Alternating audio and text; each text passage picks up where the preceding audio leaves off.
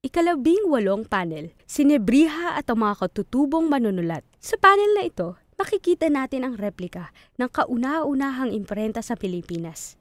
Katabi ang unang epigram na epigramata, isang halimbawa ng tula sa Latin na isinulat ng isang katutubo para gunitain ang paglusob ng mga Briton sa Maynila sa pagitan ng 1762 at 1764. Nakilahok din ang mga katutubong manunulat sa pag-unlad ng isang literate na kultura sa Pilipinas.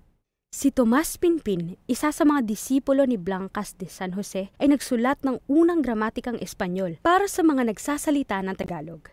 Ang librong pag-aaralan ng mga Tagalog ng wikang Kastila na nalimbag sa parehong taon ng paglilimbag ng gramatikang Tagalog ng mga Dominiko.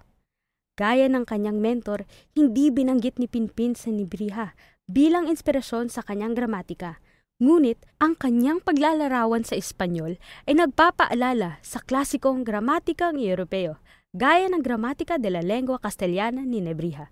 Hindi man direktang iniugnay kay Nebrija, hindi nabawasan ang halaga ng aklat ni Epigramata ni Bartolome sa Ginsin, isang kura paroko mula sa distrito ng Quiapo sa Maynila. Nalimbag noong 1766 sa kumbento ng Our Lady of Loreto sa Sampaloc. Isa itong napakahusay na halimbawa ng tulang Latin na isinulat ng isang katutubo para gunitain ang paglusob ng mga Briton sa Maynila sa pagitan ng 1762 at 1764.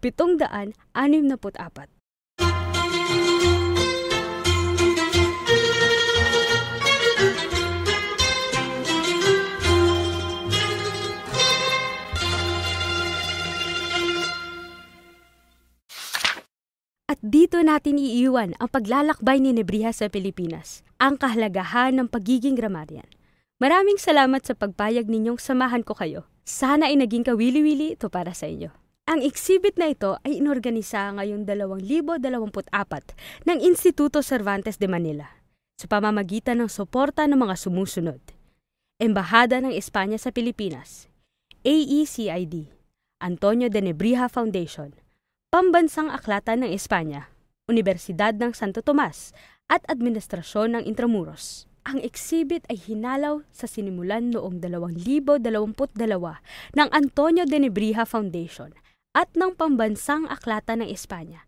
Nebrija, ang pagmamalaki ng pagiging grammarian na kinurate ni Teresa Jimenez Calvente, kung saan may partikular na panel tungkol sa Pilipinas na isinulat ni Marlon James Sales ang idinagdag. Poster at panel design, Jesus Moreno and Associates.